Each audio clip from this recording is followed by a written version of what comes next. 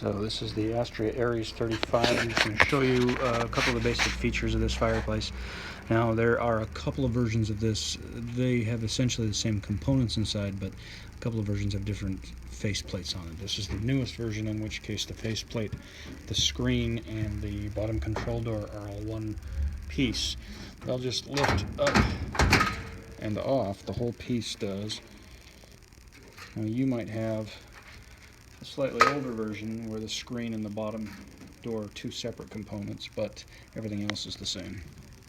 Actually, that's not true. Not everything else is the same, but we do have the standing pilot system right here. Well, these are actually backwards, but you've got a high-low and a standing pilot.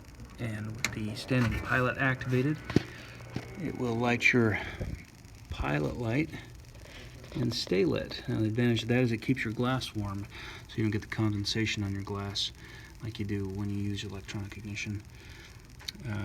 It does burn a little bit of fuel, but I like it. It also gives you a much quicker ignition when you first fire up the fireplace. It lights up real quick instead of having to spark, light, heat the sensor, and then light the main flame. But it will keep that glass warm so that it won't condensate also. The other feature I wanted to point out on this one is the battery backup.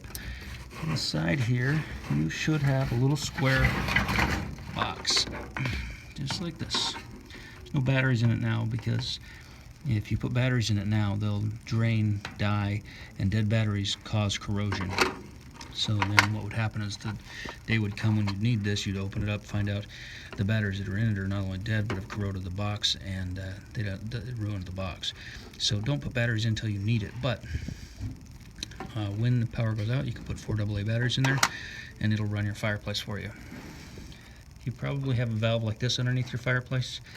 It may not be right in front, it could be over to the side, really could be anywhere.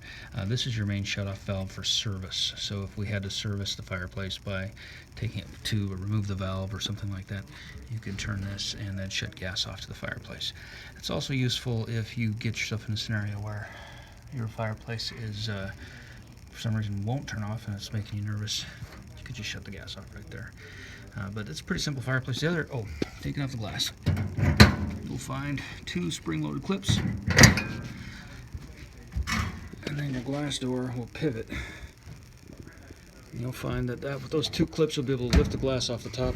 There's kind of a hook type system on the top of the glass right here. I'm going to set the phone down so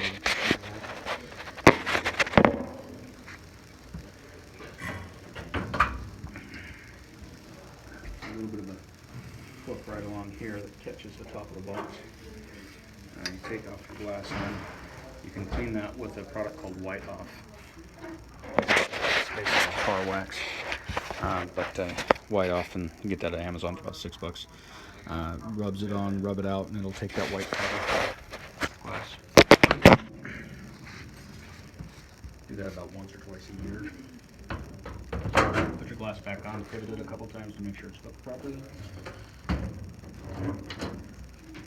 Attach your 2 spring-loaded clips, and that should do it.